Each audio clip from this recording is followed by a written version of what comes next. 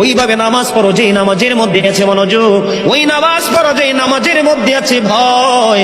তুমি নামাজটা পড়তে হবে এমন ভাবে বন্ধু, একজন নামাজে দাঁড়ালেন, বন্ধুরে আমার, নামাজে যখন তিনি দাঁড়ালেন, দাঁড়ানোর পরে তিনি বলতেছেন আমি নামাজটা এমন ভাবে পড়তে চাই। কিভাবে পড়ি? ওই আমি নামাজটা এমন ভাবে পড়ি, যখন আমি নামাজে দাঁড়াই আমার কাছে মনে হয় আমি ফুলচেরাতের পোলের উপর দাঁড়িয়েছি। একটু যদি নড়বড় হয় আমি জাহান্নামে নিক্ষিপ্ত হব। তার মানে হলো আমি এতটাই মনোযোগের সাথে নামাজ পড়েছি যেন আমার নামাজটা বিন্দু পরিমাণ করে আংশিক ভাবে যেন অগ্রহণযোগ্য বলে আল্লাহর কাছে গৃহীত না হয়। তিনি বলতেছেন আমার কাছে মনে হয় রে এটা আমার জীবনের শেষ নামাজ।